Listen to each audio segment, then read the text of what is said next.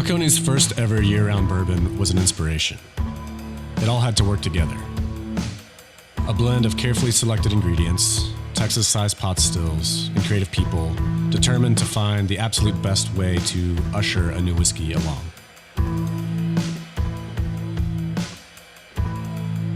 When you discover how it pairs with a meaningful moment, suddenly the feeling of drinking great whiskey becomes a whole lot more.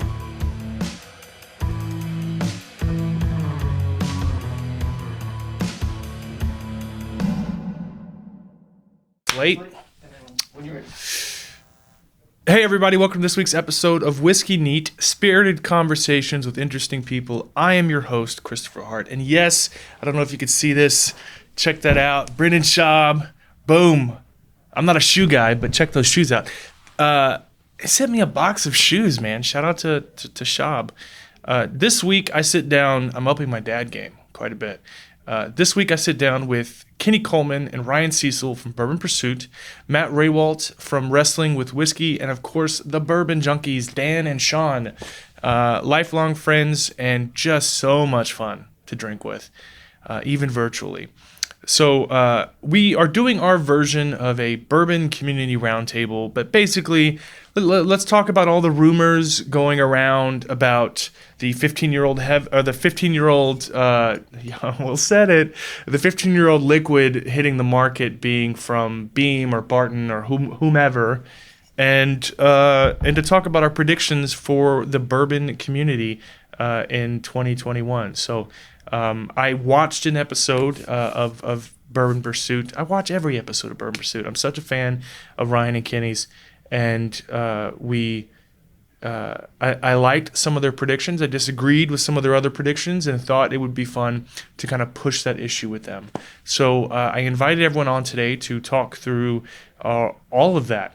It was a great conversation. So for over 30 years, Signatory has been one of Scotland's premier independent bottlers, selecting the finest casks of whiskey from over 120 different distilleries, from big names you already love to your new favorites you've never seen, and even legendary closed distilleries.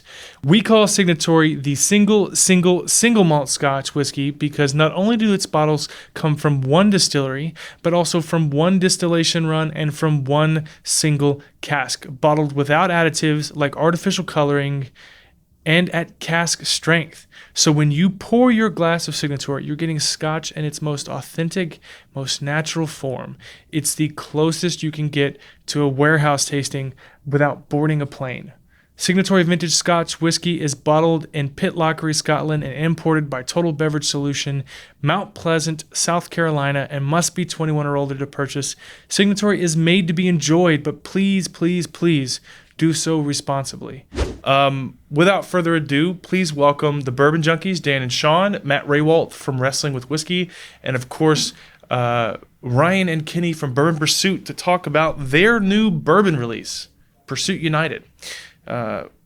Cheers.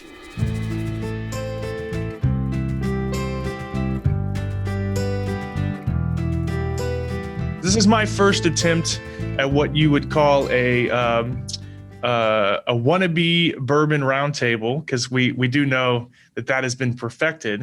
It's trademarked. You can't say it. So Kenny and Ryan from Bourbon Pursuit are here. Welcome, guys. Thank you. Yeah, we're definitely excited to be here. Absolutely. And then, of course, we've got Matt Rehwoldt. Did I pronounce that right? You did. That was actually spot on. Yep, I am perfect. Yep, in every way. Welcome, Matt, from Wrestling with Whiskey. What's going on? Thanks for having me. We've got the Bourbon Junkies, Dan and Sean.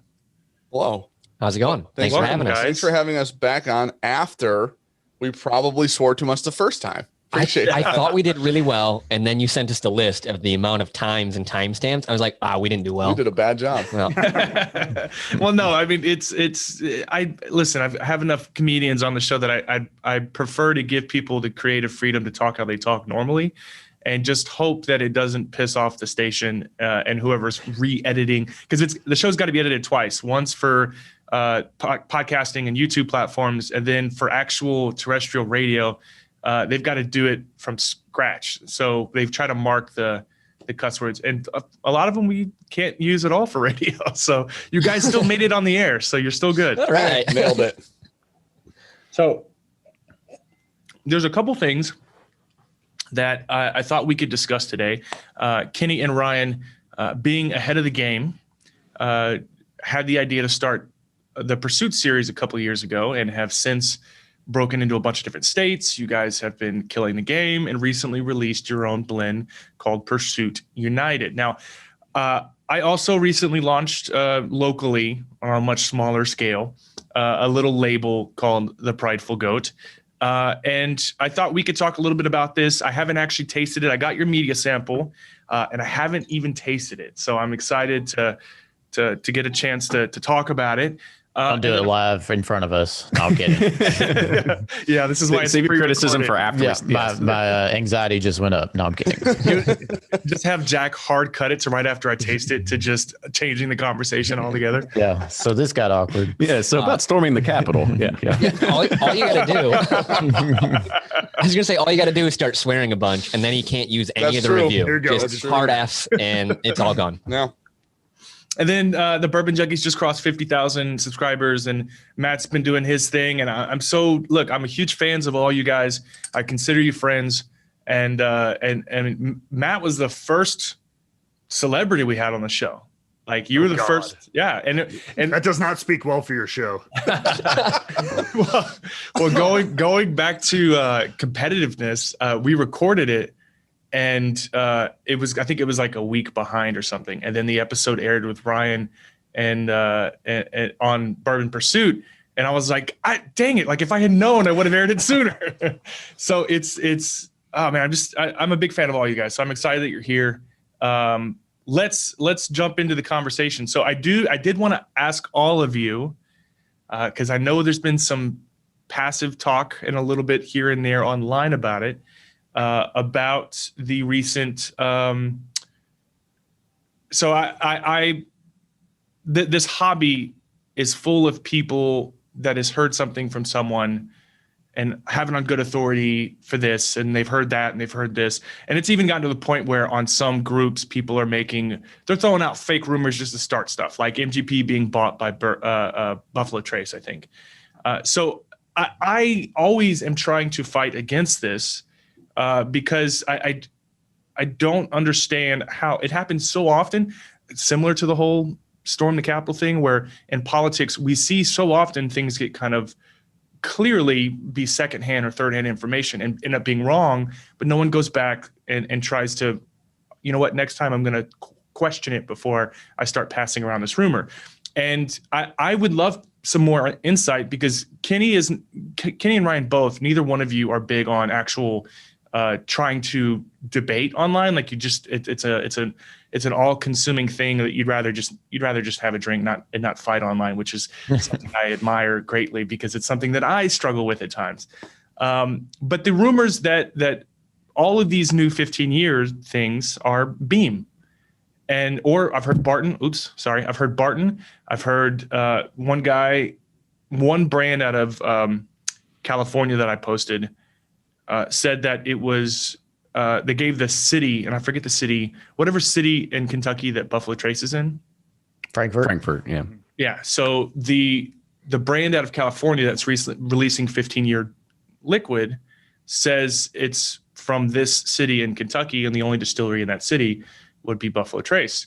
So it's kind of like there could be there's Beam warehouses in Frankfurt, so. That also could be where it's coming from too. Right. So, but there's not that you're talking about the old Granddad plant. Well, the Oak Crow warehouses are there. Some Beam bought those with the brand, and so they have a pretty big storage facility over there, and they do a lot of bottling over there too of their lower tier products as well. So, just to add clarification, the California Post says that this was distilled. Distilled, okay, gotcha. Yeah, so just to add some clarity to that. Well, distilled, bottled, made, it all can all a lot be of loose words that you produced. use nowadays. Yeah, produced. Yeah. There's a lot of loose words used in bourbon labeling, It's whoever can kind of stretch the truth the best on their label, and that always goes well. So I've heard that our friend Fred Minnick, I don't know if you've heard of him. He's a very relevant guy. He's the one who said, as far as I know, that the source of saying, I've heard that these totes are Beam. And I'm just hoping for more context, because I'm sure you guys are tired of talking about this in particular, but I figured this is our chance to actually have a dialogue about it. So the only thing I can speak on is just prideful. That's the only thing I can speak on. And I had been saying that it was a certain distillery that I'm not going to say again, because I was gently reminded that there was a non-disclosure agreement, but it wasn't Beam and it wasn't Barton. So I'm trying to understand where these things come from, that we tend to repeat them often.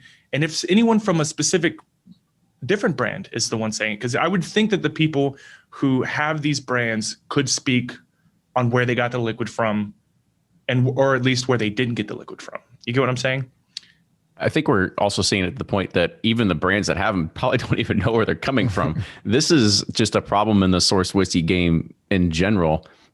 Everything gets traded over hand. I mean, if I'm not mistaken, a lot of these totes are actually coming from overseas. Like, they weren't even in America. Yeah, I remember about a year ago, I'd gotten word that these were coming from overseas, somewhere in Ireland or UK, but that they had these totes and they were coming back. And at the time, the price was more than what it was, now. And so I was like, that's just too much for us. But yeah, like Kenny said, people buy these things so long ago and it trades so many hands, you really have no idea where the original source can be sometimes 15 years down the road.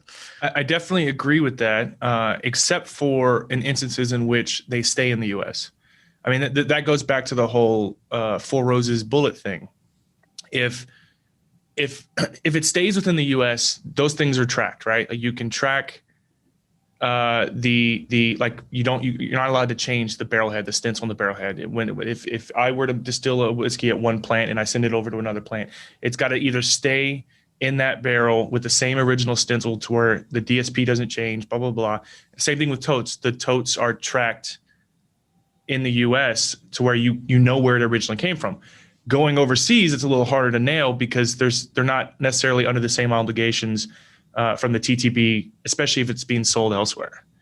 So I don't know where the rumors came from that it was Beam or Barton, and over time it's evolved, So I just was hoping for more context as to what, are you guys under the assumption that it's Beam, or was there?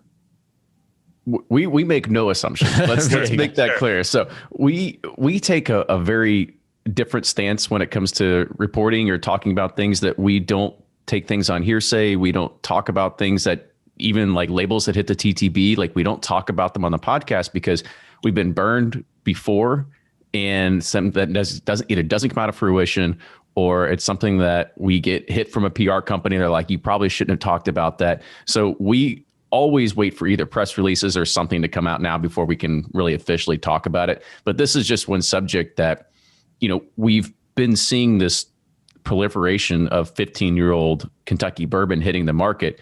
And I'd applaud you as well for keeping, I think you have the lowest SRP of anything that hit the market, versus there's some that are around like 400 or 500, if I'm not mistaken. Yeah, I've seen them as high as I think $3.99.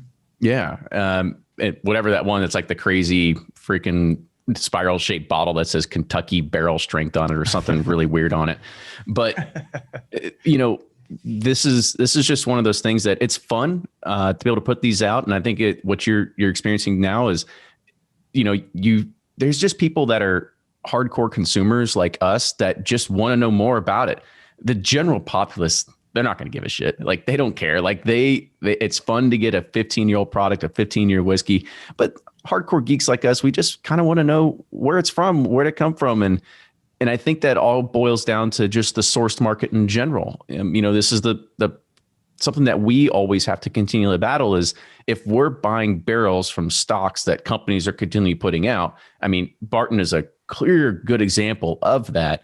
When you're buying it on the open market and you're putting it in a bottle, that's why you see all these private labels or these people that are starting brands off this source product, and they're $250, $300 a bottle. And you're like, wait, hold on.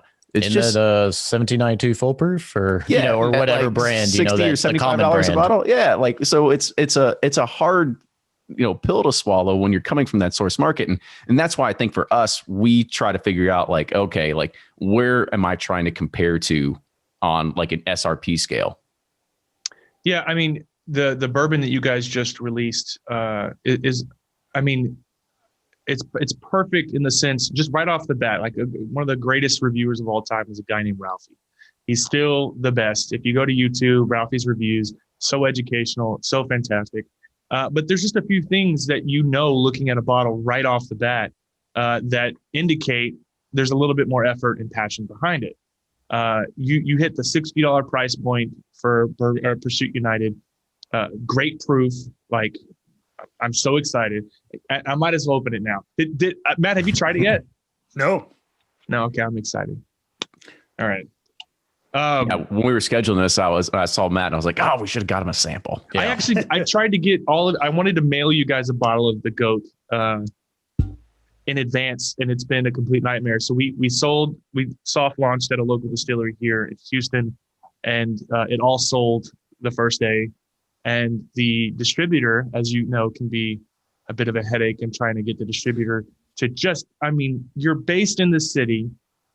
The liquor store that all this is going to is like a couple miles from you. Just take it over there. And somehow it takes 2 or 3 weeks just to get from point A to point B. So it hasn't even released yet locally at the retail level. So I didn't get a chance to send you guys a bottle. I know Sean and Dan both have a sample bottle of it. With no label. Looking for it. That's just Texas whiskey laws for you, or Texas alcohol laws in general, and Texas logistics, like where everything is slow, everything is no one knows what they're doing. It's a big state. It's a big state. Yeah, don't mess with Texas. Yeah, but back to your point about $65 priced right. Our whole thing with this. So we were, we had the pretty good success with the single barrels, and with those we were sourcing whiskey from, the usual suspects are, what available to us. And we're like, and single barrels became a real burden and kind of a pain. And so, and our broker was actually pushing us. He's like, look, you all need to try to come out with a small batch of something, to blend. It's going to be much easier scale. But, at the beginning of that, thinking about that, all we had available to us is the usual suspects, MGP, Barton, whoever on. And so it's like, well, do we just want to be another sourced blending brand, that's buying how many barrels of MGP or how many barrels of the 12-year Barton or whatever? And we really didn't want to do that. So we just kind of were hesitant. But then our broker came across a contract distiller in Tennessee that's not in Tullahoma. We always preface with that. We need to make sure that's prefaced because there's a lot of stigma and bad things. But let me respond to that. Is there a reason why? And I'm sure there is. I'm just curious. Why you don't just say the distillery name versus the city and where it's located? For NDA reasons, I meant like the distillery that's not doing it. Oh, you always say, not in Tullahoma, but why would you just not say, not that? Maybe you don't want to, I guess it would be kind of shitting on the brand. No, I'll be honest with you. If I told you the city where it's from and you Googled it, you're not going to find it. Yeah. Actually, I know where it actually is, but I meant as far as saying, like, I'll just say it. It's not Dickel. Like, what? I'm just curious why you wouldn't say it's not Dickel versus. Well, we'll let other people say that for us. Yeah, we want other people to say that. That's for sure. We're perfectly fine letting you all say it. But anyhow, he came up with this, stuff was turning 4. And he's like, you got to try. And we're like, okay, whatever. It's 4 years old.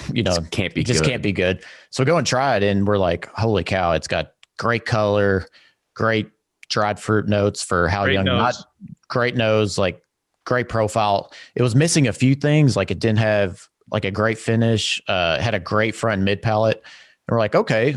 And it was priced enough where we're like, okay, we can finally get our price.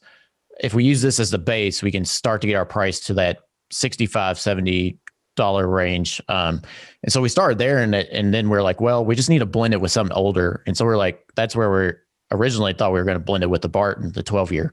And I'd been messing around with the blends, and we came up with one that was fantastic. We thought it was great.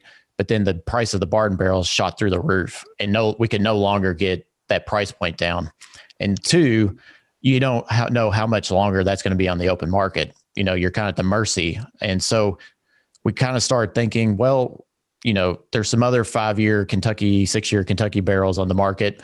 What if we play with them? And so we kind of played with them, got it dialed in, got a sample, go to the broker. We're like, all right, we're ready to buy. And they're like, they're sold out. They're gone. And you're like, what? We're ready to buy, and this was in a matter of one day. Yeah. And so, we just kind of kept getting frustrated with the source market, being at the mercy of it. And so I took the original base product from Tennessee, and I was like, this is what I think we're missing. It needs some a little bit more fruitiness, some softness to it. We have a great relationship with Finger Lakes, and we had already bought probably 8 or so barrels from them. We had some in stock. I was like, let me start throwing that in there, see what it tastes like. And so I was like, man, that's really good, but it's still, Tennessee and New York is cool, but we're missing KY. Right. And, we're from KY. So I was like, how can we get this KY component? And, it took me a while, but one day I was just happened to think, I think we had reviewed Chicken Cock, their 2-year rye. And I was like, gosh, this 2-year rye is really good. And it's from BBC. I was like, why don't I call BBC, see what they got in the 4-year range? And so called them up. They said, hey, they were excited about the opportunity. We were excited. If you've ever been to Bardstown Bourbon Company, they are one of the most hospitable people out there. And Ryan, yep. You and I went there together. Exactly. Yes, we did. We had lunch. We had lunch there. God. Yeah. And I'm sorry to be long-winded about this. I'm just trying to get it. I know there's others on here who want to talk, but I'm just trying to put it all in context. But anyways, Bardstown Bourbon Company, they have a great thing going. They're contract distilling for people. They're excited about the opportunity to work with us. We went through their tasting lab. They said, hey, if you partner with us, this tasting lab's open to you whenever you want. It's not just me blending on my desk with little cheap 100 ml beakers I bought on Amazon. And you have a team there that you can bounce ideas off. And so we found a mash bill we really loved and started messing with the ratios. And there you have it. It's the first one that we did. It's about 10 barrels and 2,200 bottles. Yep, is what the first one came out. And we couldn't be more excited because we think it's just something that's very unique that's not on the market. And we're really trying to make it about the distilleries, not about us. Every time a little bit about us. Well, a little bit, but to be, they're always like, well, we can make a custom mash bill for you, or we can do this. And we're like, no, guys, you all are not knocking it out of the park. This is really good distillate at 4 years old. We'll let you do that. We'll just blend it together. So that's kind of the genesis of all this. So then with this blend, is this because you mentioned the barrels selling out and then you not being able to get them day 2 of your 2-day experience in that one situation. So I know how you guys do your Bourbon Pursuit series, right? Where each release is different from the last one. Is this, when you guys do your next release, it'll be a completely a different blend entirely then? No. So that was one of the things that we had even originally thought about on the packaging itself. Do we put a line underneath that we can say oh, this is batch 2, or this is batch 3? Yeah. We're like, no, we're going to go general market, single kind of label, and we're going to try to keep a consistent profile as much as we possibly can. Right. That's awesome. Here. Okay. And so the goal is to continually scale this so much so that we can take this really kind of nationwide in a few years. That's ultimately the goal of it. Yeah. So we're starting to lay down new make with all 3 of these distilleries. Nice. And between now and the 4-year mark, we obviously have some supply issues because a year ago we had no idea that we'd be even doing this. And these distilleries didn't either. Yeah. So they only have so much available. They want to hold on to it. And so that's what we're doing now, is trying to work with them. All right, what can we do each year between now till year 4? And so, we just want to make something that's consistent. It's priced well, and it's just something a whiskey geek can enjoy and not break the bank for. We think it's something that's unique enough that brings value, but it's not going to break the bank. Well, I have you tried it yet, Dan and Sean? Yeah. Yep. Did you guys discuss it on your show? We have not. No. Nope. We just tried it right now. Oh, you just tried it right now? We just opened we just got ours back out to try it right now. We had cracked it when we first got it, and then we cracked it. We're in the middle of something, and then I was like, you know what? This is a perfect time to actually sit and think about it. Yep. Man, nothing like vulnerability. Right. Nothing like you guys feeling vulnerable, right now. Us drinking it right now. Get ready with your F-bombs. Don't feel vulnerable. I think it was Kenny who shared an article this morning that basically said it tastes and smells much older than it is.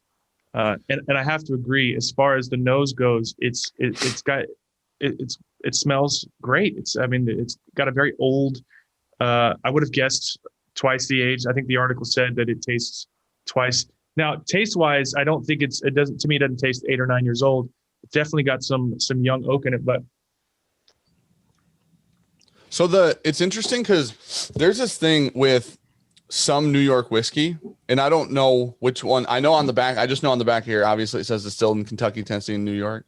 So It's interesting to me when I saw the New York on there, I was like, that's a super interesting move to blend a New York whiskey or bourbon or, whatever into your project, because it's going to give it a character. I feel like New York has, not to the extent that Texas whiskey has its own character, but like New York has its own character to some extent. Yeah. And I don't know if it's because a lot of the New York whiskey that I've had isn't like super old or anything like that. Yeah. I don't know if it's because their climate's drastically I was going to say different. Temperament is a big deal there. It's the same issue they have in Texas. That's what gives it its funk or whatever. And that's what we just always refer to something as like, there's Texas funk. Mm-hmm. There's like Maker's Mark has their own funk. There's Tennessee funk. Right. Like there's different. Uptown funk. Dude, exactly, right? There's all kinds of funk. We're bad with words, so we don't have a better word for than funk. But New York, like when I drank it, I'm like, see, there's like this little, and it's like not an overbearing thing. It's just this little twang. Like, hey, what's up? There's a little bit of something else in here that's not your average everyday. Like, listen, I've had Barton 100 times, had MGP 200,000 times. I've had like everybody's stuff. When you have it repeatedly, you start to say, oh, MGP tastes a little bit like Buffalo Trace or something like that. That has that New York. I didn't have your guys' blend pre-New York. The New York adds like that little like, wait, what is there something else there? It's not just your normal everyday, like, hey, there's Barton, there's whatever, right? Yeah. We've had a really good relationship with Finger Lakes Distilling out of New York, and we've released a few single barrels from them. And I think the very first single barrel we chose from them was their wheated mash bill, and that's kind of what we got hooked on. I mean, it's so good because it brings a lot of these vibrant fruit notes to it. And at 4 to 5 years old, it's done. Like it's perfect the way it is. And we kind of found that, and to kind of go back to what Chris was saying at the very beginning about, trying to find the right components into this as well. It's really hard to find good whiskey at a young age. Right. And we felt that we were able to find the right partners. And I think that's really what went down to this. It all kind of started with that Tennessee distillery, because when our broker said like, hey, here's some 3.5-year-old Tennessee bourbon, you got to try it. And we're like, oh God, here we go again. Rolls. Yeah. We all taste a lot of young craft whiskey, and we're like, okay, that we could use another 6 years in the barrel. Sure. But we tried this, we tasted it, and we're like, oh my God, like it's super dark. There's no youth. There's none of that. And it really set the base for it. And that's kind of what started the project of finding all the other components that we could really bring together. And the goal with all of it was to, not have an age statement on it. And so making sure that everything was over 4. The Finger Lakes component is 5 years old. So we really wanted to, and our goal even in the future is to mature this just a little bit more. Like if we can get it to a 6 to 7 year range, I think we're going to be in like, I just feel really confident about it, because you look at most of the major brands in the markets, cough Blanton's, that's a 6-year product. So I feel like we'll be in a really good situation when we get to that stage, but I'm very, very happy with the product that we have now. And honestly, I think we'll be able to roll with what we have now for the next, 4 to 6 years. But I mean, even Brown Foreman, like you mentioned Buffalo Trace, but even Brown Foreman in that you're talking 4 to 7 year range. It's wild because I think that's like one of the things nobody knows. everybody's so quick on like this white paper tech spec, like, hey, that whiskey says it's 100,000 years old, so it must be the most incredible thing I've ever seen in my life, right? But then you're like, well, my favorite whiskey is like Old Forester 1920. You're like, that's like 5 or 6 years old. Yeah. I don't even know if it's that old sometimes. Yeah. I mean, I mean, a lot of the barrel proofs are coming out. They're 4 to 5 year old products. Yep. And they're all, I mean, they're fantastic. It just comes down to you have to have a mash bill in the process that works. When you have that locked in, when it's good at 4 years, it's going to be great at 8, you know? Yeah. Just getting that fine tune is what makes it. It's devil in the details, you know? Oh, Jack Daniels, 6 years old, Maker's Mark, 5 years old. I mean, it's all right in that. There's plenty of examples of great young whiskey. I mean, Matt's done a lot with New Riff, right? I mean, my God. Yeah, absolutely. There's a ton of, and actually I wanted to look it up because I wanted to make sure I quoted it right and everything.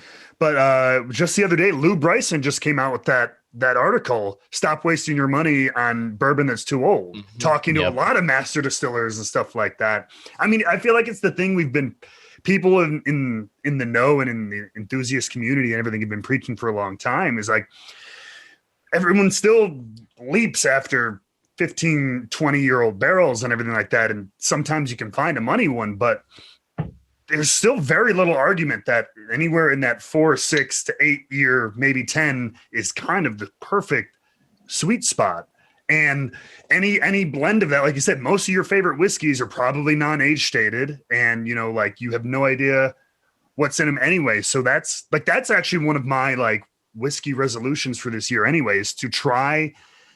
I mean, I'm a curious fan and enthusiast and stuff like that, but try to obsess a little less over certain details like that, and just kind of what is in the bottle, what is in the glass in front of me, and how does it stand on its own? Right. Yeah. And I think you reach a point in your bourbon journey where, you know, 15-year-old whiskey, I mean, you can't replicate it. It's great, you know, but you've had it time and time and time over again. And so you're always curious and interested. What else is out there? Who's doing something? Who's new? Who's doing this? And that's what, you know, that's the interesting part now to us, because it's hard and expensive to get, you know, 15, you know, 12, 15, 20-year-old bourbons. And so it's like, all right, where can we find those younger ones that don't break the bank, but, you know, still give us something interesting to take to a party and have somebody try, you know, and that's what we were looking for. And it's funny you say New Riff. Every night I would have my wife sit out bottles of New Riff because they're great 4-year-old distillate, and I would compete it against it and blindly, you know, trying to at least either match or beat it, you know. And so that was kind of how that was like my benchmark.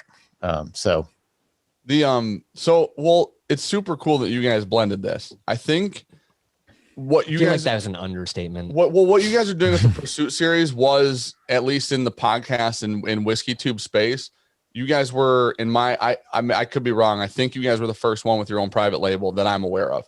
Yeah. And so it was super cool to see that come out, and that it's seemingly doing really well. I know you guys have done a lot of releases now. And then on top of that, you mentioned barrel picks earlier, and I know last year you guys did a ton of barrel picks for the Patreon, right? So I know you guys are doing both. And then when this came out, I was like, I saw on Instagram, you guys, we're talking on Instagram, and you mentioned this, and I'm like, wait, in my head, I'm going, they already have their own label. Yeah. And they already do a ton of store picks. Why? Wait, we're just doing another label for the hell of it, or what? And then when I saw it was blend, I was like, that's awesome, because now, especially, I like the fact that you guys are going to try to keep it as consistent as possible, because your other set of releases and your other series, your other label, you get your variability from that. You get all of your variability that you're going to need. And then you can consider, or you can rely on this, especially at a $60 price range ish. That, I mean, 60-ish right now is seemingly a completely normal price for whiskey, right? Yeah, right. Anybody batting an eye in the whiskey universe at $60 a bottle. Anymore. $60 a bottle is a bargain now, regardless of what you release. Exactly. Yeah. That's how bad it's gotten. And we knew we couldn't. I mean, and there's bottles, you know, they're in the 30, you know, from the big boys, you know, and they have years of scale, and and you know, you can get much, you know, great value from there. But, and we knew that going in. So we were like, all right, if we're going to be $30 higher than them, we have to have something that's just stands out, even it's young.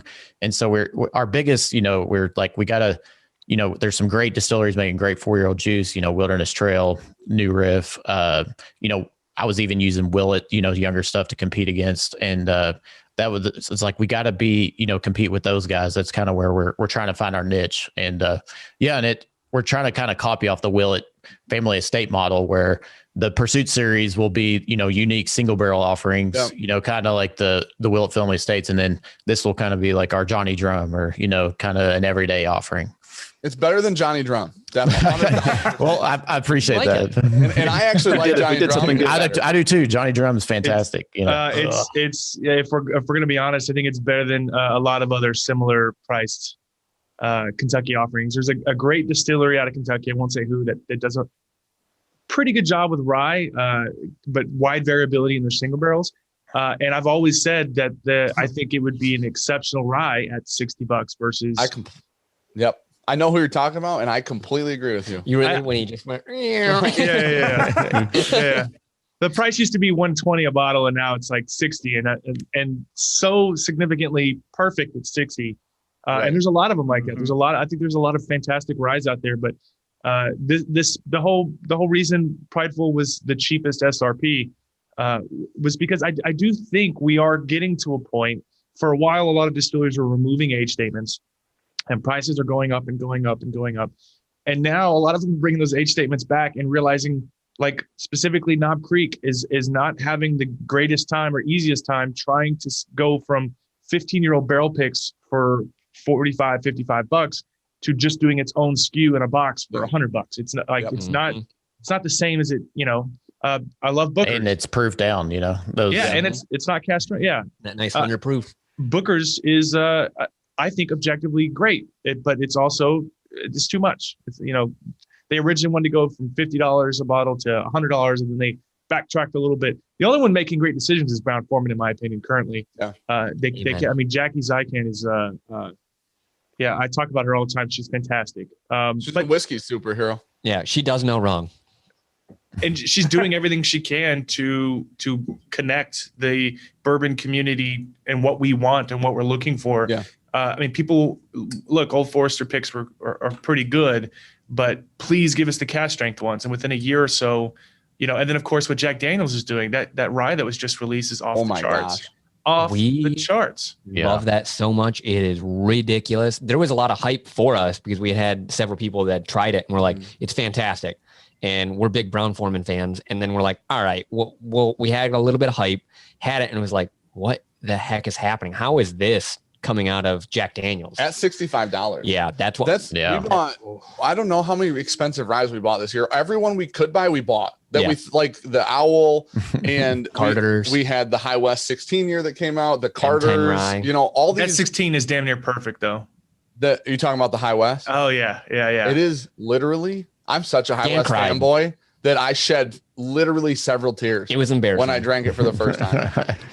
And it comes in the cool, shiny, oiled up bottles or whatever. But there were last year, there were a lot of really good ryes. This year, there were some more good ryes. And then that Jack Daniel came out late. And I'm a big fan of the Heritage release that Jack Daniel did the 2 years previous. And Sean likes it, but isn't as big of a fan. So when this came out, it was like, it's basically their Heritage rye. And I'm like, all right, it's $65. Listen, we had Kentucky Owl, which did go up in price, unfortunately, for the final batch or whatever it's called. And we have the Michter's 10. We have all these. And I'm like, it's not going to stand up to like Old Carter Batch 5 rye. And then we have them blind, and the Jack Daniels literally wins. And I'm like, this bottle was $65. That makes it like, what the hell is going on? It's magic, man. It really is. It's wizardry. Yeah, I think the two best ryes on the market right now that are regularly available to me is Russell's Reserve Rye, same price, about $50, $55.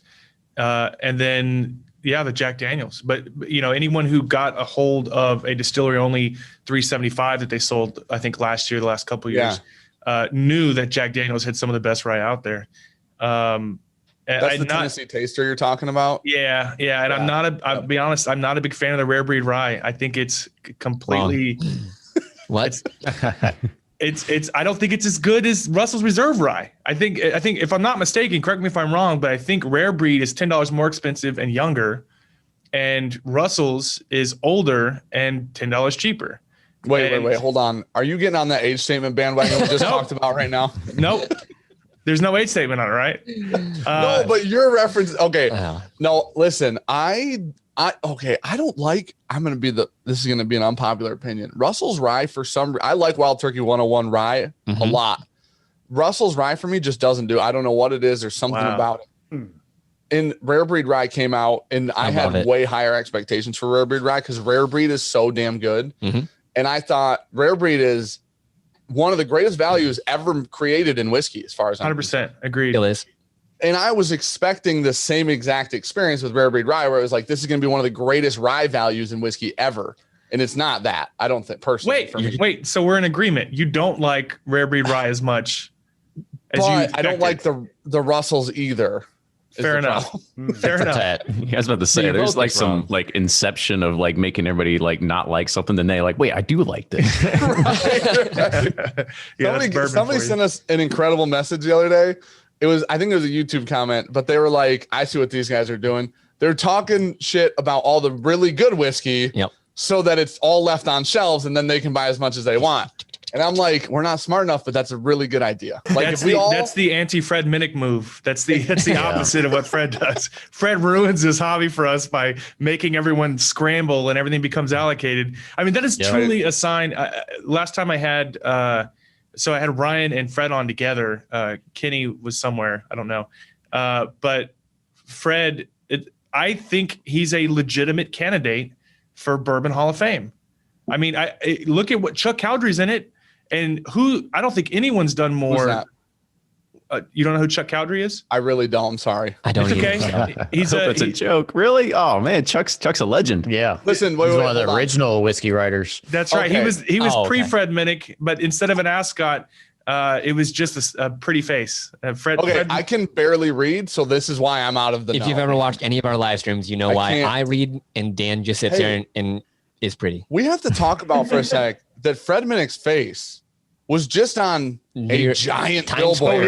In Times Square. And that's when he made it. Baller move right there. Like if you don't make Hall of Fame when you're up on like live billboards in Times Square, like what are we doing? You know what I mean? But can we take like, I know it's mean, but can we take a little second to rib him because his face was on Times Square at a time when nobody's hanging out in Times Square? Oh man.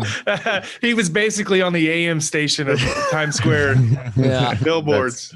Don't take it away from him. Yeah, I love absolutely not. His one shining moment just ripped away. I was gonna say I'm willing to pay out of pocket for my face to be there at, we can't afford literally 4 a.m. I don't care what time it is. Like we get 3 seconds. Right, dude. It's just a flash. Yeah. Well, Fred, as far as if you look back at the actual precedents or requirements for Bourbon Hall of Fame and those who've got in that are similar to Fred, I don't think anyone has done more in the media space or as far as influencing that from a non-distilling perspective in bourbon. I think Fred qualifies. I'm a big Fred fan, but I think he's easily a candidate for Bourbon Hall of Fame. Changing subjects, pivoting for a minute. You guys just did an episode for your New Year's Bourbon Pursuit where you guys discussed your predictions for this year in the bourbon realm. It's a fantastic episode. I loved every second of it. I find myself arguing with you guys through my computer screen.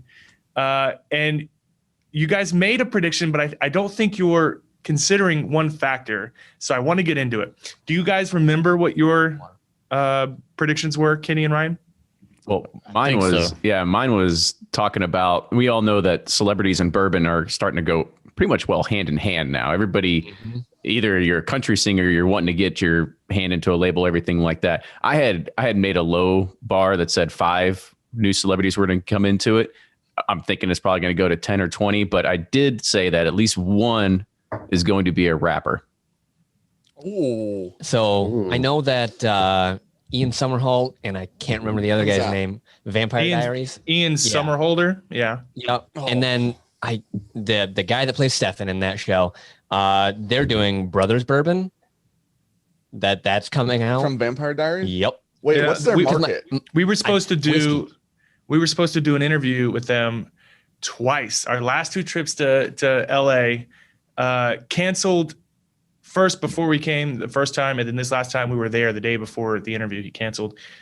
Their market is mostly younger audiences and mostly female. I mean, they're heartthrobs. Ian Somerhalder looks my like wife wanted it. She was like, "Oh no, you have pull, right? Can you get me a bottle? Because it's sold out." Whoa. I was like, not that kind of pull. Like, who do you think I'm getting the message?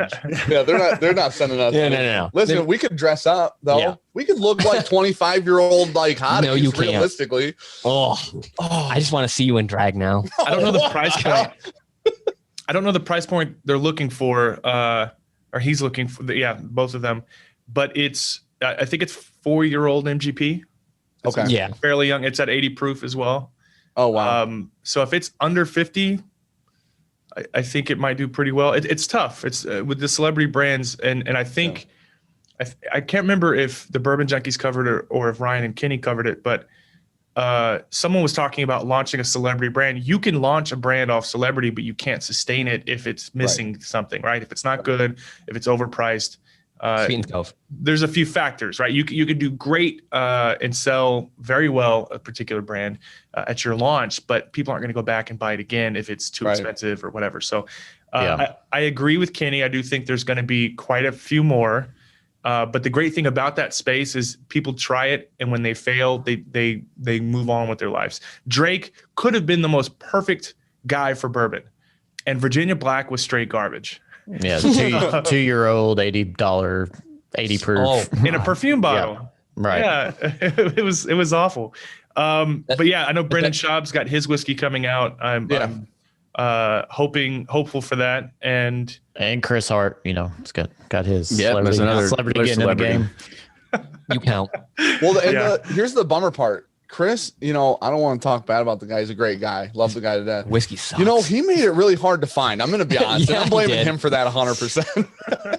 Yeah, well, I'm taking the same route that Ryan Kenny. And actually, I didn't purposely copy you guys.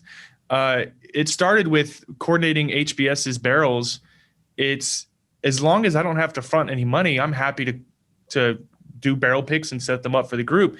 And we eventually got to a point where single barrels aren't enough for a group of 10,000 people that are mostly Texas located. So if we wanted to do bigger things, I either had to convince a brand to do it, and we got Lynn Cantata to do a blend. Foursquare is doing a blend of 1,000 bottles. And I don't have to give Foursquare any money. I just have to ensure that it moves. You doing bourbon or rye? Foursquare's Foursquare's that's Foursquare's rum. Foursquare's I went to the Gate. best ever. Rum. Yeah, I love Foursquare.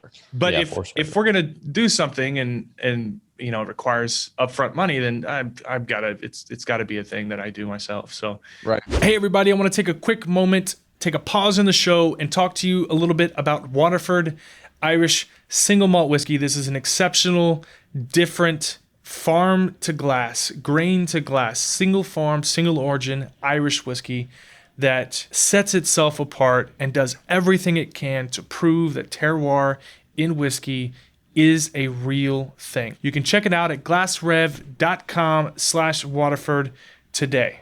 Cheers. And there was another prediction that you guys wait, hold on real quick before we move on from the celebrity prediction. I want to say that, and I don't know if everybody here, I don't think everybody here's into Scotch, but there is a celebrity whiskey that did the thing correctly, and that was Nick Offerman with Lagavulin, right? Yep. So the Lagavulin, I put it in the celebrity whiskey category. It's got his face on the front of the bottle on the label. It's got his quotes on the bottom label of the bottle. But I think that would apply that he is a celebrity in whiskey. Yeah. right. His face is on it. Yeah. I think the reason I say I don't know if everybody applies it to celebrity categories because it's not necessarily his whiskey. It's still under Lagavulin's label, right? Yeah. Like Bradshaw made his own label. Peyton Manning at least attached himself to Sweetens Cove. I would argue like Long Branch also it was a $35 bottle. Sure. Okay. And I mean, it paces with what Wild Turkey has to offer. It's really good. I don't know. I like it. You said really good, which is a lot, right? It's pretty good. I mean, listen, I've definitely 100% had worse whiskey. Yeah. Definitely that. No, but here the thing about the Offerman is people aren't saying like I've had worse. Yeah. If you like Lagavulin or you like Islay Scotch, that Nick Offerman celebrity whiskey is one of my favorite Lagavulin offerings, and it's Nick Offerman's offering. Right? I think it's like $65 too, right? Right. I think I got mine for 75 and change. Yeah, so it was cheaper than the original Lagavulin. Right, exactly. And I think it's still it's an 11 year. So it's not like they dropped a ton of age. They sell a 9 year. The cask strength is 12 year.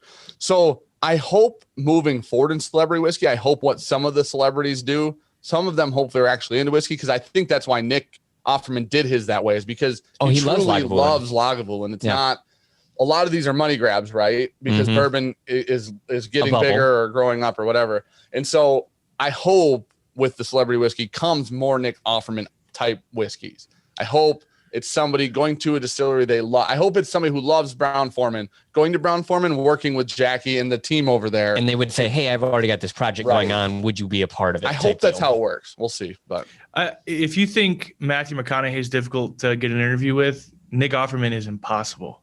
I have asked every 6 months at every chance for 3 years. And at this point, they just stopped responding. I would love to sit down with Nick Offerman, man. He's just in a shop doing some woodworking, building canoes, just drinking some Lagavulin, living his best life. He ain't got time for you. Yeah. I'm surprised anyone has time for me, to be honest with you. The fact that all of you guys showed up today, like 4 days ago when I first reached out, is fantastic. Yeah. And I showered this morning. You got a twofer there. Showered, did my hair. That's usually wear a hat. I was gonna say, I did my hair. Just throw a hat on. What? So you guys had another prediction. Really, it was a disagreement. You guys both do not believe that a certain thing will happen this year when it comes to the new bottle sizes. Go into that a little bit, and then I'm going to pick it apart from this perspective. Yeah. So one of the things that, if anybody's unaware, so the TTB has now approved new sizes for bottles that can be put on store shelves. Typically what we see in the US market, you've got your standard 750 ml, you've got your 1.75 liter, you've got, your 100 or 200, whatever the smaller ones you can get, kind of like the, sample bottles, the airplane bottles, everything like that. But now they have approved 500 mLs, 700 mLs, and 1.8 liters, which are typically only reserved for the European or import market and stuff like that.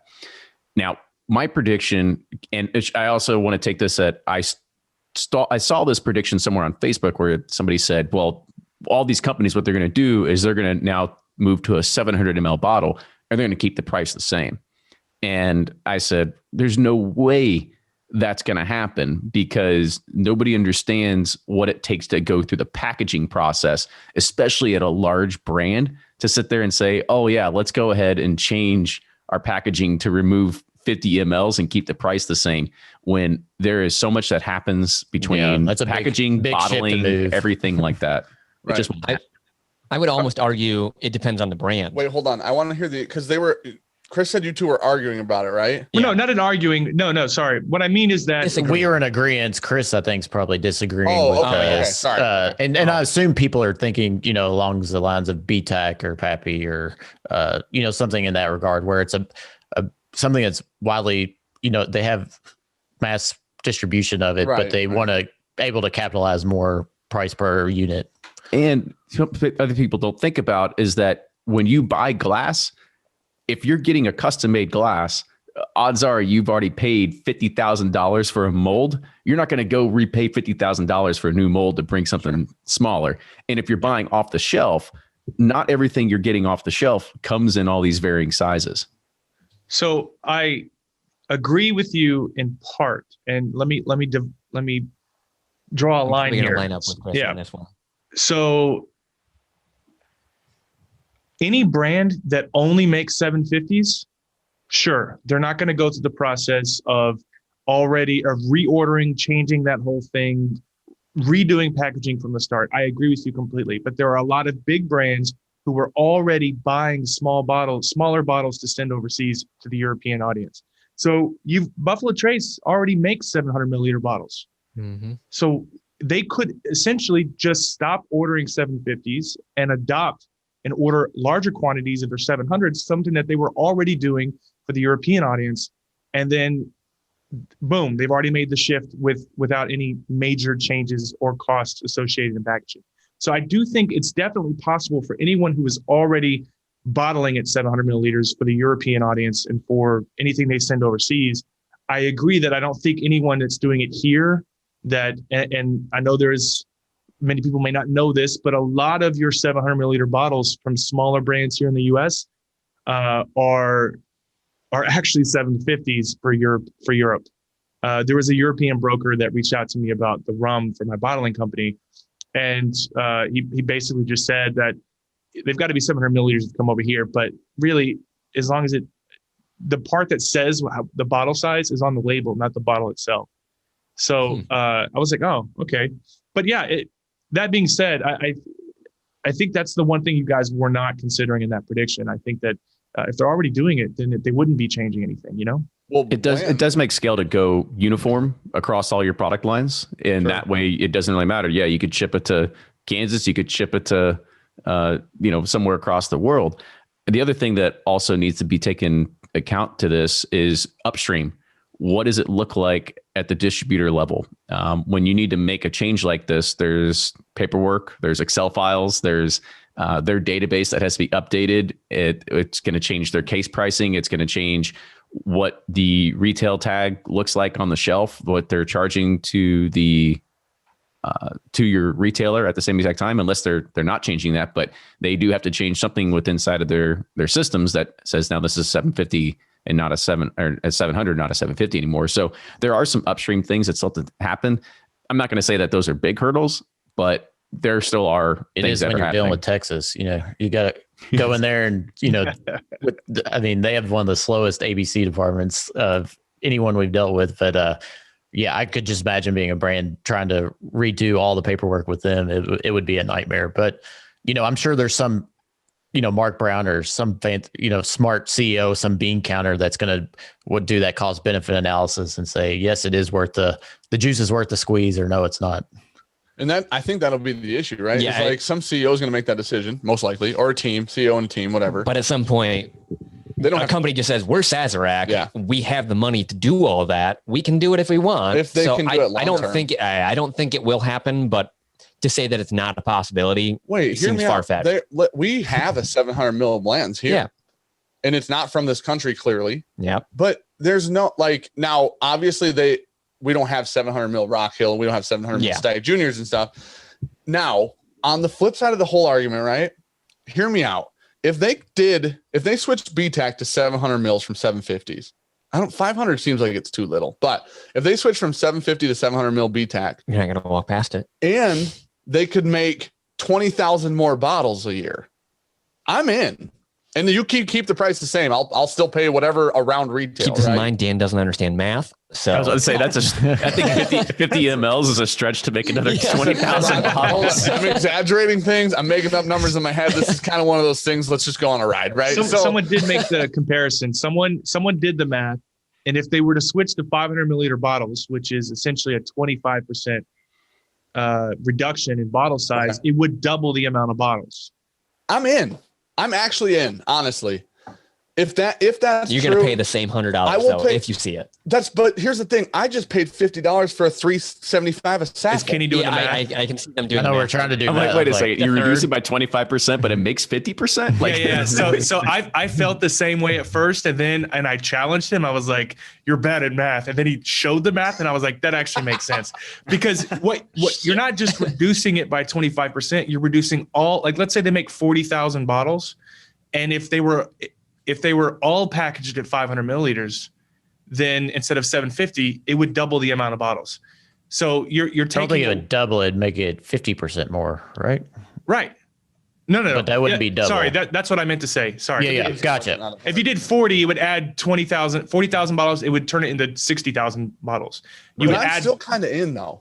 Yeah, look at the spreadsheet. Dan, you're right. It is. Dan, I'm in. That's fine. I don't care. I'm 500 mils for $100 a BTAC. I take it. I'm with you 100%. If that makes it just a little more available, I'm in, because listen, if we see a George T. Stagg, it's still $300 now. Easy. Right. So if we're talking, am I going to pay 150 at 500 mils? Probably. It'll still be 300. It'll be 300 at 500. Here's the problem. You're probably not wrong. And then the unfortunate part is about you not being wrong is I I would probably make that mistake one time and then be like, why the hell did I do that? And then I'd have to not. And then we drank it and be like, that's why I did it. Well, not with some of them though. This would be the bummer part is like when there's a year release that we weren't the most fond of, then you'd be like, damn, dude, I spent $300 on 500 mils. But like Saffel did the 375 mil, right? WB Saffel. They did the 375 mil. It's a great whiskey. It's fantastic, but that's an $80 bottle of whiskey or 90 or whatever. I don't know that everybody's paying 90 for that. Right. So they were so smart to go, it's really good whiskey. You can get in this cool little bottle, which, by the way, your guys' bottle shape on this is fantastic. I love it because it looks like a grown-up Saffel to me, and I like that a lot. So I'm so big on bottle shapes. It's so dumb. I understand this. I'm so into glass If shapes. you guys do good marketing, Dan will buy it. Listen, also, real quick, I know I'm off topic, but the color and like the shininess of the United here, when I pulled this out of the packaging, I was like, is that sewn onto the label? Because it looks like it like what we're learning is you're pretty much just a goldfish. Yeah. If your marketing is good, your glass is good, your label's good, I'm in, dude. I'm buying at least one or two, right? But I think if we're gonna and now I personally don't think they do a great job on limiting the overpricing in non-secondary markets. Yeah. So retail, just stores just doing an outrageous upcharge. We have 3 stores around us that all at least triple to 5x retail on all B-tax period, no matter what. And so with them doing that in Buffalo Trace or at least some of Buffalo Trace being very worried about the secondary market, which I know isn't legal, which is I know why they're worried about it. But then you have stores marking it up so stinking far that the secondary market, it's the same in my retail shop as it is on Facebook, right? So if we can bump down and they can lock in, it has to be around this MSRP in a retail shop, I'm in, man. If it becomes more available and I have to pay 150 for 500 mils instead of 300 for 500 or 750, that's damn near impossible to do. Yeah, I'll take another stance to this as one, to echo what Chris said. You're never going to be able to do that because the laws of this country are not going to be able to enforce it. The second part, as we go back to talking about bottling and packaging, is you have to understand from a marketing perspective of what that would do to the brand.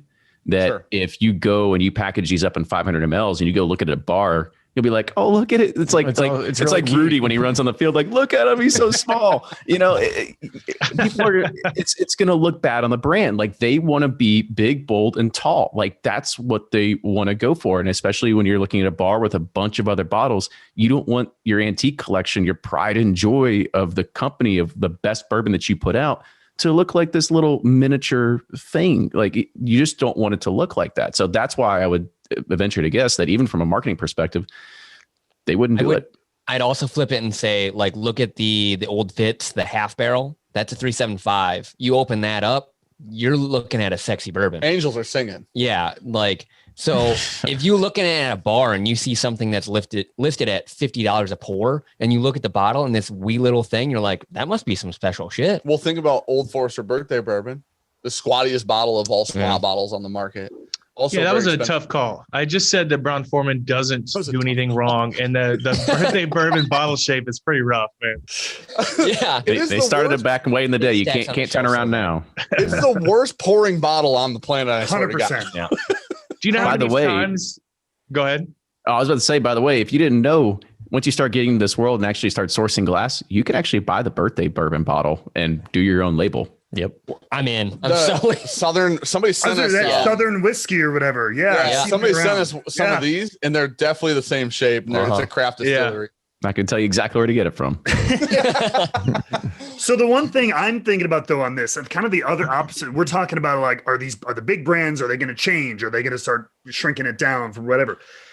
I'm wondering, are, craft people or people who aren't in the market yet, who are like, well, all right, I'm going to buy 15,000 barrels, but I can get X extra bottles if I put out a 500 milliliter as opposed to 750. And it's kind of it makes them unique because they're going to sit on the shelf and like, oh, it's a little bit smaller, but maybe it's got a cool label. It stands out because it's not the same size thing on every shelf. So is it going to entice some craft people, some startups to, hey, can we get more bottles and charge a little less than some of the guys? But if I can sell a 500 for $40, where I was going to sell 750 for 70, 80 bucks or something, and maybe just inch your profit up a little bit more. I think that's a big potential outlet for some of these glass sizes.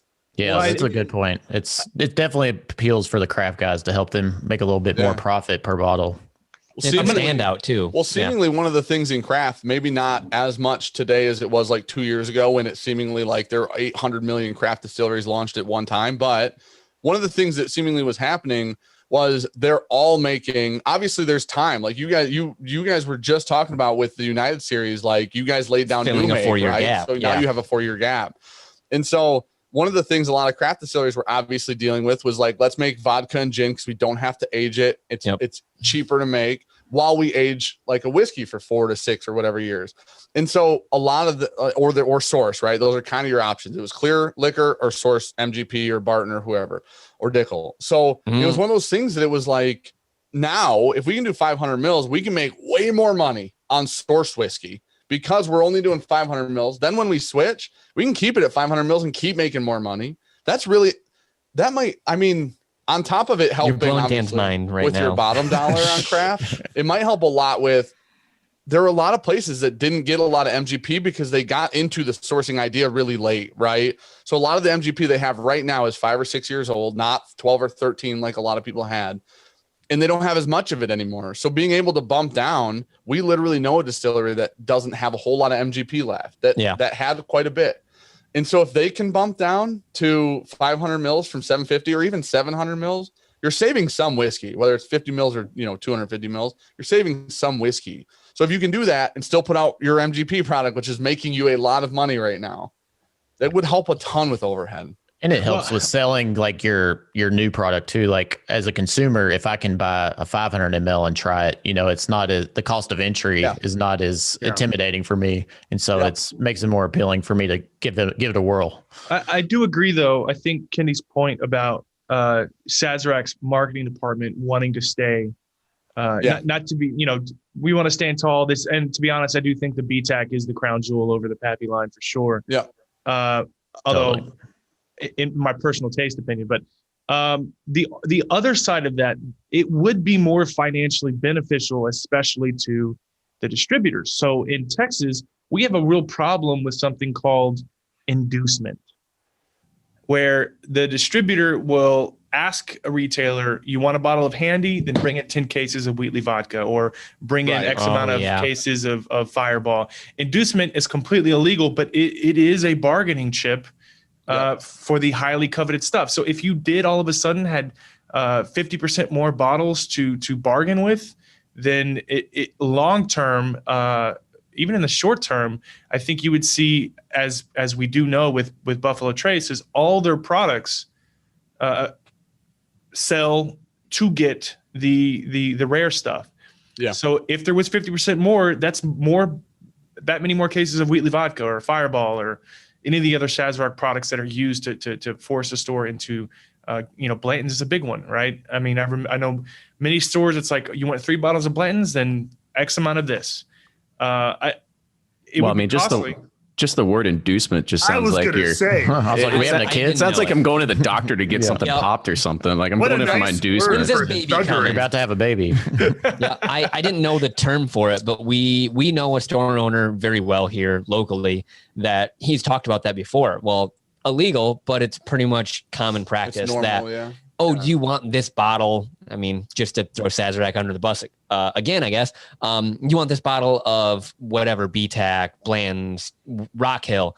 You're going to have to buy so many bottles of this crappy vodka and 15 cases of Fireball, and then we'll put you on the list. And then you'll get one, and that's great.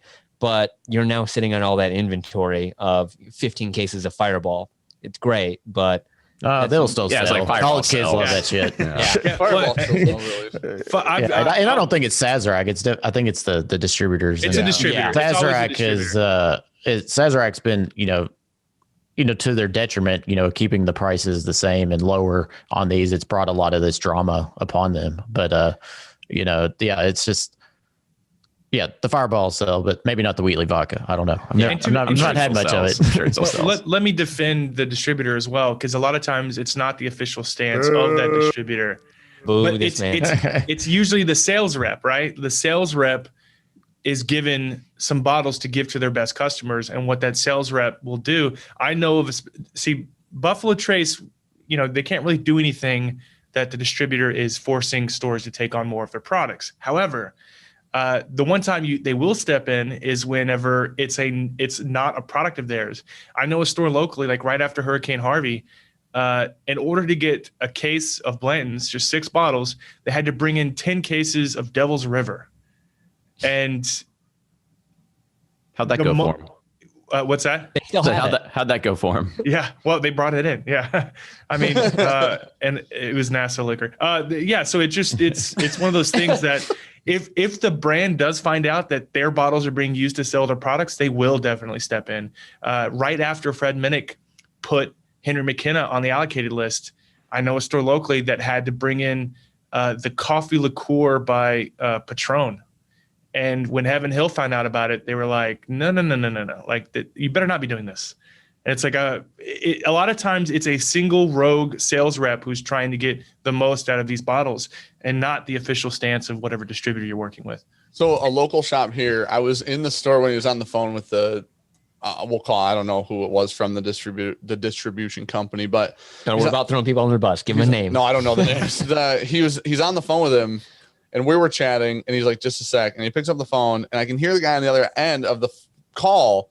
And the guy goes, if you buy 3 cases of Larceny, and it was after the Henry McKenna thing. He's like, if you buy 3 cases of Larceny, I'll give you 1 case of Henry McKenna. And that was like, he said it like plain as day, like nonchalant. It wasn't illegal. Yeah. Like it wasn't wrong. Right. And it was like, and of course, the store owner's like, all right. You know what I mean? Like, because the only way I'm getting Henry McKenna now was just stated on the phone. I have to buy 3 cases of Larceny. I still have 2 cases of Larceny sitting on the shelf, and it is what it is, right? And so I know that, like, so Michigan is I don't know how it is with everywhere else, but Michigan is like sort of state run because our store picks all go through the distributors here as well. So if you want a Buffalo Trace store pick, the distributor gives it to you, not like Buffalo Trace doesn't allocate it to you. Buffalo Trace allocates Michigan 20 or 50 or whatever Buffalo Trace store pick. The distributor then allocates it to a store. So what they're doing all up here as well is leveraging store picks to buy Wheatley vodka and Fireball and whatever else, right? So it's unfortunate, and it like you said, it's illegal. And obviously, Sazerac handing Michigan 50 or Buffalo Trace handing Michigan 50 store picks. After that, they're like, cool, man, we gave Michigan 50. We're good. We're out. We backed off. Good luck, everyone 50 else. people do store picks and whatever. You'll right? figure it out from here. Right. Yeah, I can't speak for all states. I know it's definitely defined as an inducement here in Texas, and I know it's illegal in Texas.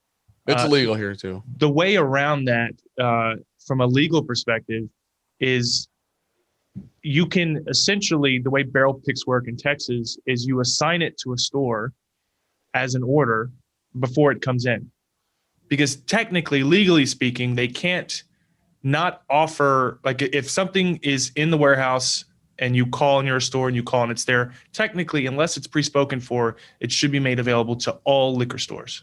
Okay. So they'll pre-assign it or pre-order it, create an invoice for that store, so that when it comes in, it just needs to be shipped out. So it's pre-spoken for. We just switched to that system last year because RNDC dropped like the biggest ball of all time and stopped delivering whiskey and liquor to everyone at the same time. They also got sued for several $1 million. Yeah. So they switched warehousing, and then they switched their inventory system. And then like liquor stores went 3 or 4 weeks without any delivery shipments from RNDC, who's like all Brown-Forman, a lot of Sazerac up here. Like Kenny and Ryan are like, guys, stop talking about this. They're our distributor. Nope, you're good. But we ended up switching up here to that system. Where if it's in a warehouse, you can do that, because the store last year got 32 birthday bourbons or something like that. Awesome. They got like 60% or 80% of the state's birthday bourbon allocation, because they found like a issue with the website where they did ordering. So if it was there, no matter how many you ordered, they would just bring it to you. Yeah. And the truck driver brought them. If you were the first in and ordered like a pallet, it doesn't matter. You could put an infinite amount, but the website would always see that as queued first. So somehow, like, they were like, well, we can just abuse this, and took like, I think it was almost 90% of the birthday bourbon that went to the state went to one store. That happened. That happened in Houston a few years ago with the Al Young bottle. There was one store that could call in the order, and then online the order, and then pick up at will call, and basically got the entire allocation for Houston's Al Young. And then the distributor had to say, if you don't bring those back, you'll never see another limited, like an LTO offering again. And they brought it back. They were like, hey, you need to like write this wrong. And they were like, nah, we're good. We're going to make enough off this. We don't care. No, the distributor never did that. That's what everybody wanted the distributor to do. I thought Nope. The distributor was like, hey, give those back. Guy goes, nah. He goes, all right, cool. And then they moved on with their lives, which is really cool. Oh, I thought there was almost some repercussion. Everybody on Facebook wanted the repercussion for sure. Perfect. So going back to the subject of predictions, I was curious to borrow from Kenny and Ryan again. What if you guys, the Bourbon Junkies, and of course our friend Matt, if you guys have anything that you think is really going to, what's changing in the landscape of whiskey for 2021 and maybe 2022? What's your, I'll start with it. And I do think I agree with almost every prediction. I do think that maybe what Fred was hinting at, if there was Fred also predicted that there would be a major distillery buyout. And I know this is a running joke about MGP being bought by Buffalo Trace in the bourbon forums, but I wouldn't be surprised. But, MGP's had a rough few years. I wouldn't be surprised if MGP was one of the major distilleries that saw a buyout this year or next.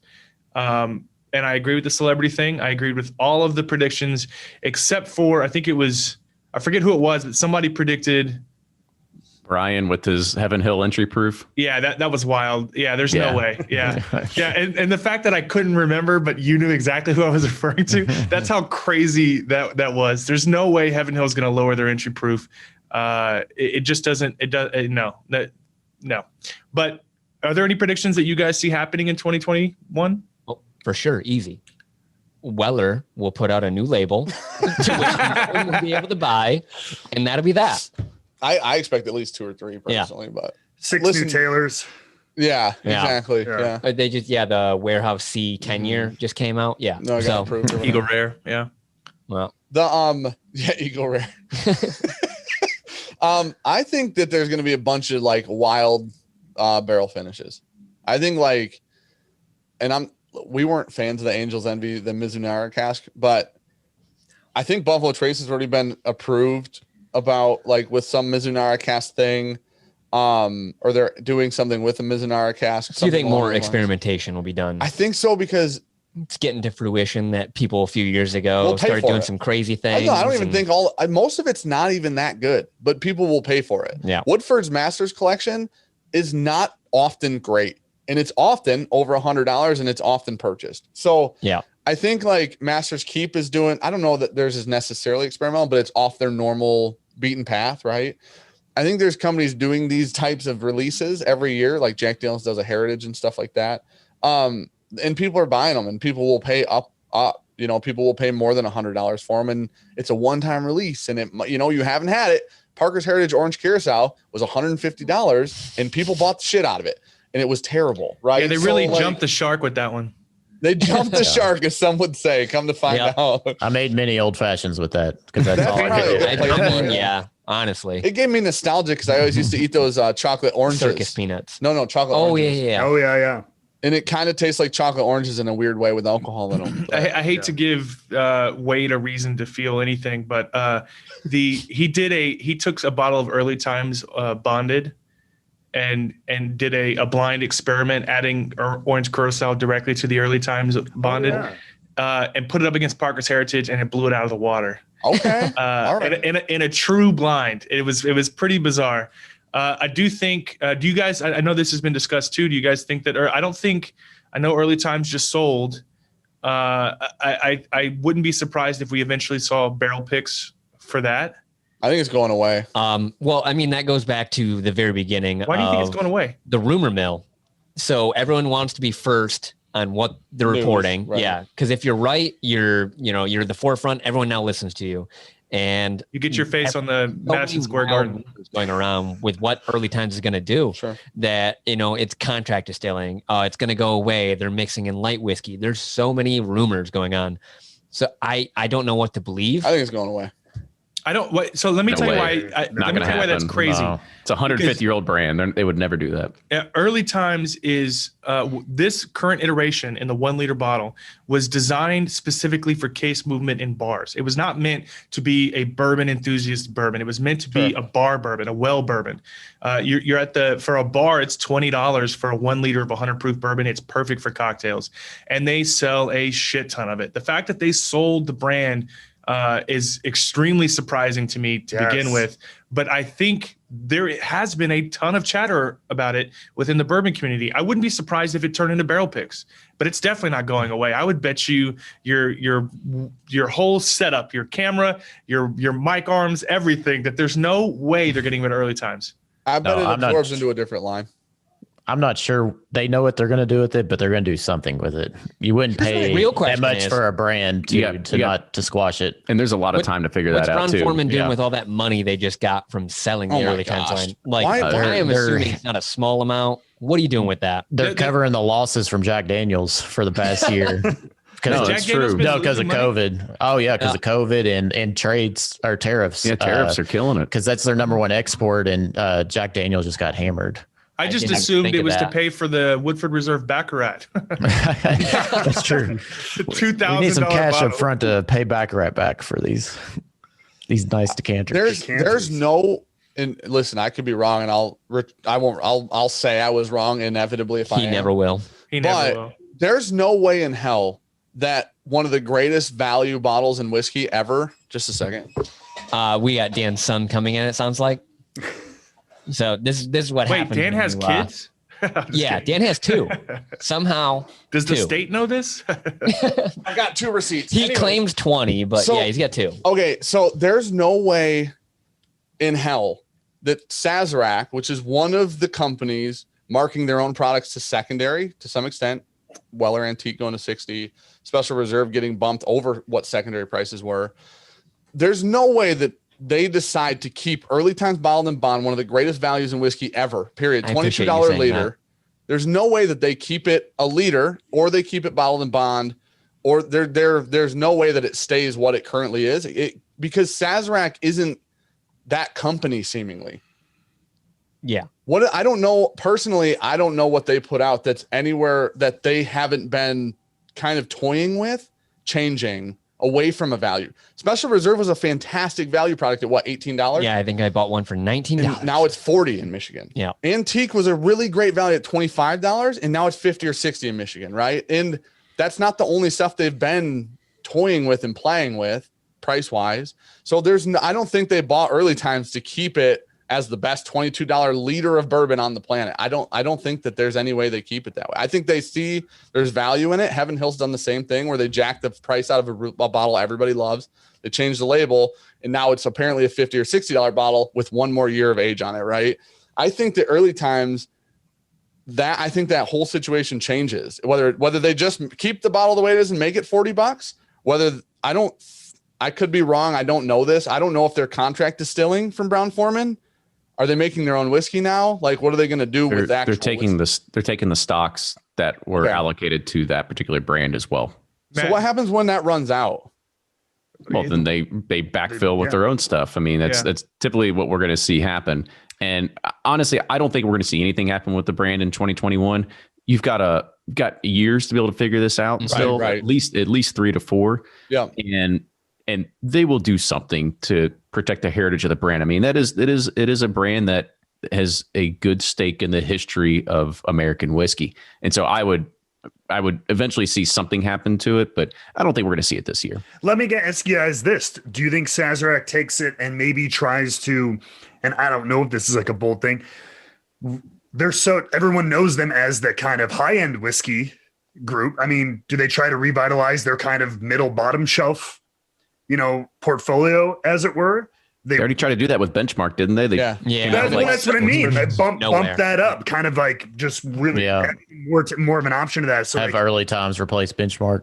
something like that is something kind of working into that kind of part of their portfolio. If they can turn the brand around, because I think in the short term, let's just say you're right, Dan. Let's just say they, that's a prediction that I'm kind of stuck in the middle on. I can't say that I don't think for sure it will happen, but I think if that goal for that brand has been case movement at bars at that price point, then if they were to take the brand and change it and it no longer be a value to bars, then they would be short term, they would be taking a huge dip in sales, right? Because if the goal is to put it into a well at a bar and you change it and it's too expensive or the proof it's just not the same, it's going to be it'll be a short-term loss. But they would have to turn the brand into the reason why Buffalo Trace's core brands, Weller in general, is because they sell every bottle they make. There's no concern, right? Every bottle they make, they sell. Every single brand is on allocation. Then I don't think that's going to be the same for early times. They'd have to make it appealing to the nerds enough to move that kind of movement at a higher price point, but that's going to take some time. The problem with Buffalo Trace comes with all of their stuff has become allocated. We put out a video with Eagle Rare in it, and everybody complains that they can't find it. Regional distribution. Nobody can find Buffalo Trace. Nobody can find Eagle Rare. Nobody can find Weller Special Reserve. Nobody can find anything anymore from Buffalo Trace. Which I mean, so here's the problem. Okay, Buffalo Trace adds 18 Wellers a year, 4 E.H. Taylors a year, and a whole new line of Benchmark this year, right? And now Stag's doing picks. Stag's doing picks. E.H. Taylor started doing picks last year. Yep. Nobody could find E.H. Taylor before the pick. So what are we doing now? Why do we keep adding new labels and new stickers to portfolios that nobody can find to begin with, right? So then nobody can find enough Antique 107 except Ohio and Texas. Nobody. And so then what they do is they take Antique 107 and make Weller Foolproof. Well, then nobody can find, or they made CYPB, but then nobody can find that, so they made Foolproof.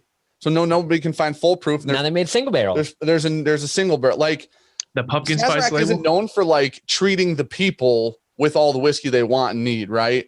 I think Brown-Forman is one of the best at supply or fulfilling supply and demand. Buffalo Trace or Sazerac, whichever company is actually responsible for that, I don't know. But what they don't seem to be that company.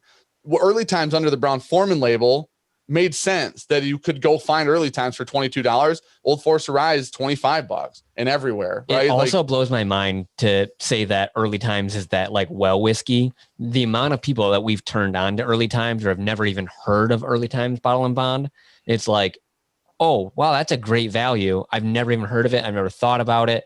So like to just think of it as a well brand blows my mind because how much I just love it as really an actual bottle. Yeah. Well, the idea of selling to us, the people versus bars is a fairly new thing for Sazerac. I mean, most big brands, all their money maker is bar movement. Their focus is bar movement. I have been trying for 6 years to get a barrel pick from Weller. I've talked to the state manager every year, every January 1, I send him this email. And over time, because it's been so many no's, that the email is getting more and more ridiculous. I offered him a gold foil Charizard card from 1995. Like I made every offer. I had my kids draw my picture. I'd say, I'll offer you this artwork from my child. And every year it's a no, right? So because they just simply, by giving a bar, like Reserve 101, a Blanton's pick, across the board, they'll sell more of all of their products. And it's just not something you're going to get from a bourbon club. It has been impossible. Right. No club in Texas has been able to pull this off. And it's a newer thing for them to be focused. And in Buffalo Trace's defense, they have, I think last time I had Harlan Wheatley on, he said that they, and maybe Kenny and Ryan can correct me, but I think he said they were putting 2,000 barrels a day, putting whiskey into 2,000 barrels a day. And I don't know anyone pumping that kind of, I mean, they're doing everything they can to keep up with demand, but it's tough. I believe it's 1,200. 1,200, yeah. What's 800 barrels between friends? You know, it's 2,000-ish. No, I don't remember these little things, these fun facts. Heaven Hill does the most at 1,500 a day. Jeez, oh Pete, that's wild. And they're putting a lot of liquid out there. That's wild. Well, no one thought 10 years ago, you know what's really going to spike in 10 years? Yeah. Everyone's going to be buying bourbon. We should probably double our production right now. Just, that is wild to me. Do you have any predictions? So the things stick out to me. It's tough because the liquor and especially whiskey industry moves notoriously slow on a lot of things. So it's hard to say like 2021, but I think we'll start taking steps.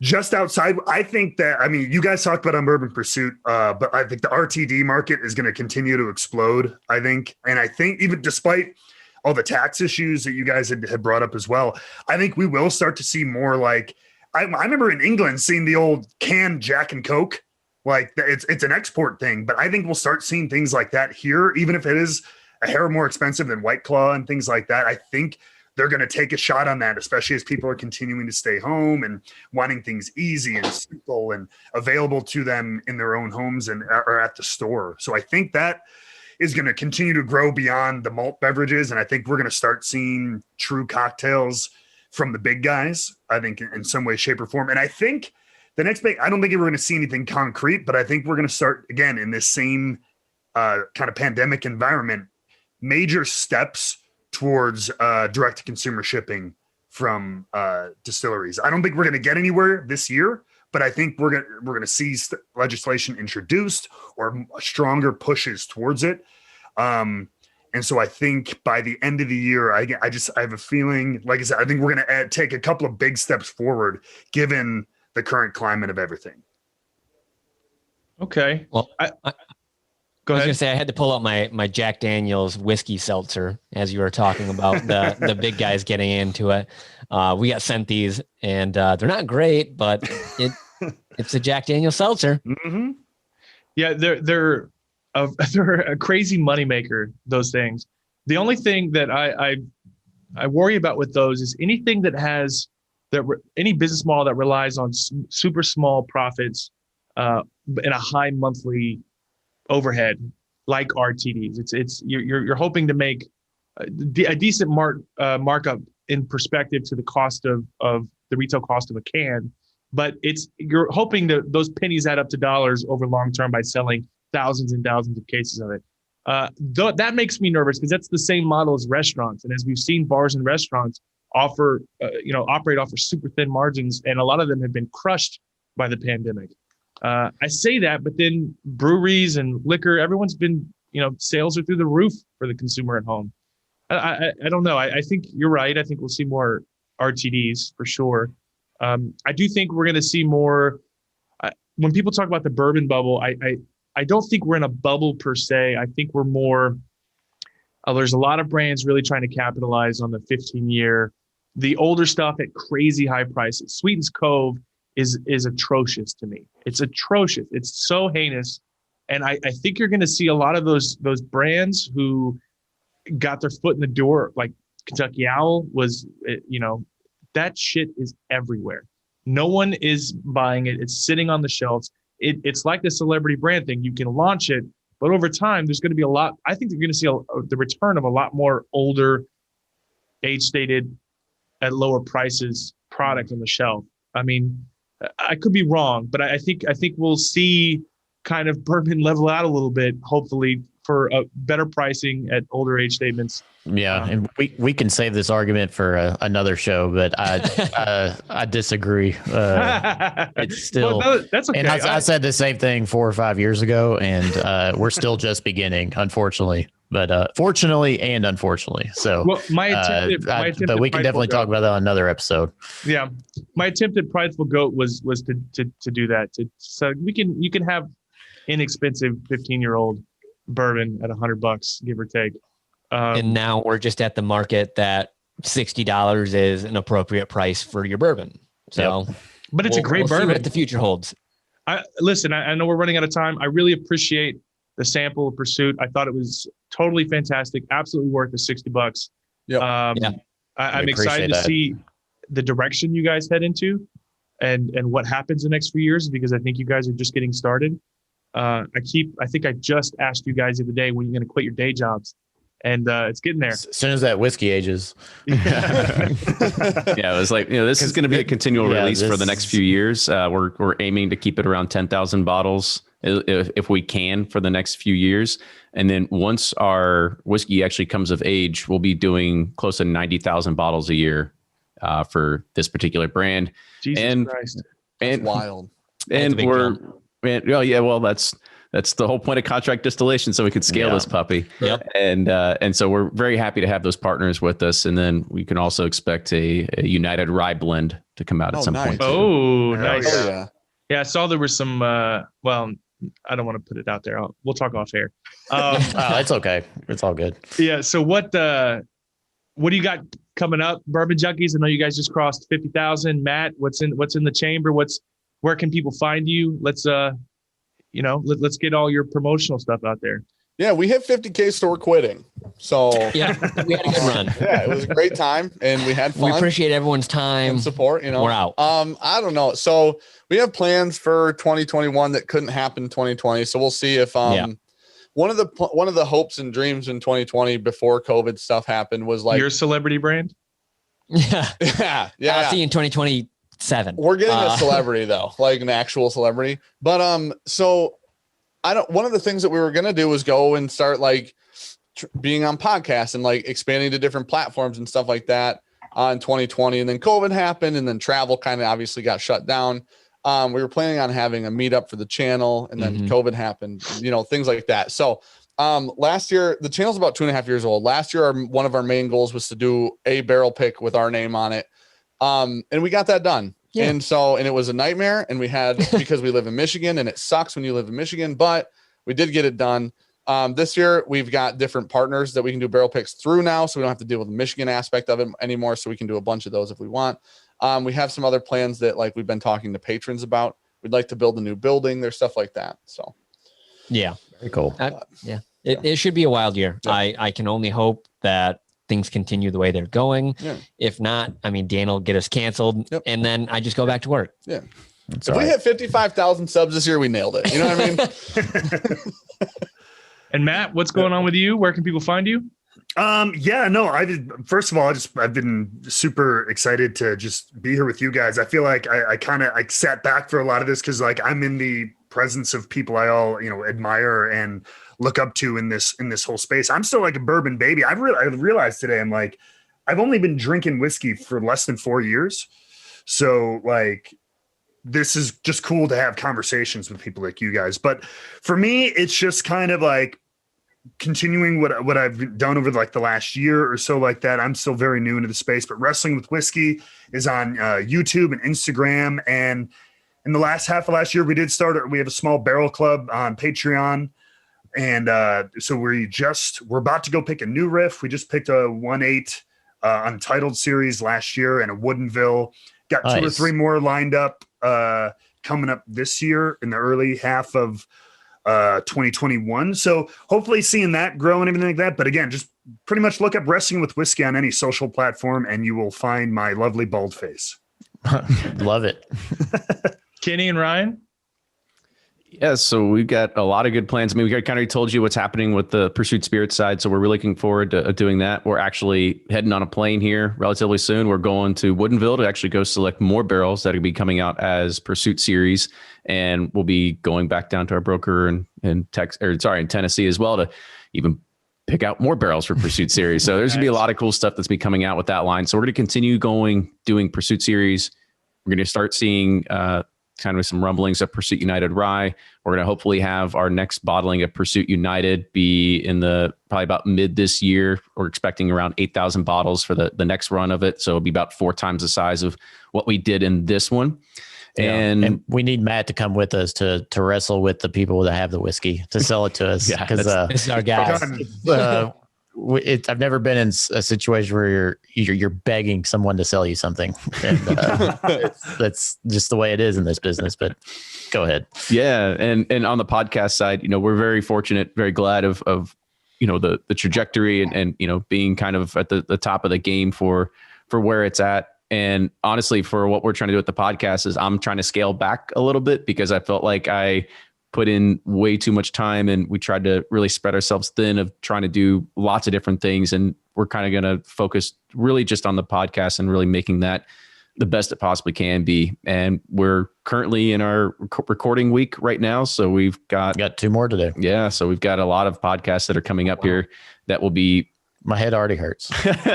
No. And those will be released before July of this year. So we're getting all our recordings in relatively soon. But no, again, thank you for letting us come on. That was awesome. A lot of fun. We talk about United, talk about the plans for it. And of course, for Bourbon Pursuit, you can get us wherever you get your podcasts, every single major platform, and including YouTube as well. Granted, we only have like 7,000 subs there, but we're a little bit different animal. We're not really the YouTube. Right.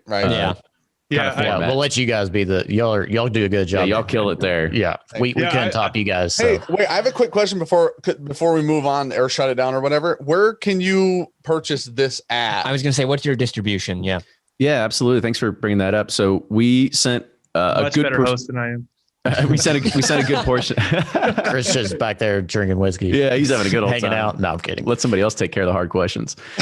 So we sent a bunch of it to Sealbox, so you can so you can get it delivered to, I think, like, I don't know, 18, 20 something states, something like that through Sealbox. We also have traditional distribution set up in Georgia, Tennessee, Texas, and Kentucky. So it is currently on store shelves in those 4 states. And we'll be looking to potentially actually open up Michigan. We had a conversation about 2 weeks ago with potentially doing that, potentially opening up to Ohio. But I don't know if that'll happen this year. It might be a 2022 thing.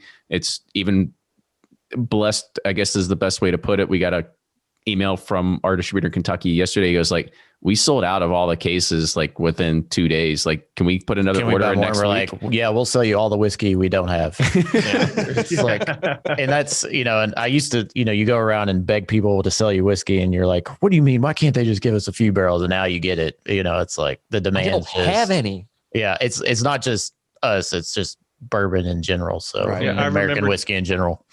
I remember trying to talk New Riff into coming to Texas, and they were like, "You don't understand. like they're blowing up so fast. They were having trouble keeping up with demand, and even at 4 years old, they're still relatively small.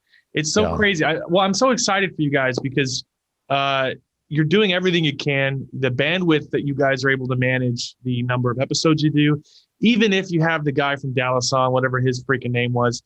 You guys are the bandwidth is impressive, and I've said it already a couple times. You guys are inspirational. Everyone that I invited on today, I admire you guys deeply, and I really, really am thankful that you guys are friends. So thanks so much for doing this. Right back at you. Thanks for having us, man. Thank you for having us. Yep. Yeah, I'm excited to hang out again soon. So. Fuck Dallas, and I'll see you guys later. Love it. Cheers. Thank you, sir.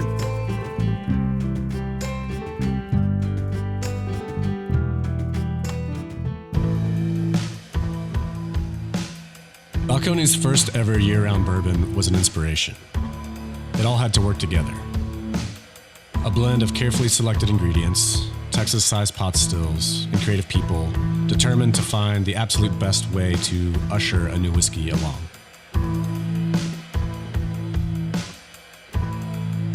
When you discover how it pairs with a meaningful moment, suddenly the feeling of drinking great whiskey becomes a whole lot more.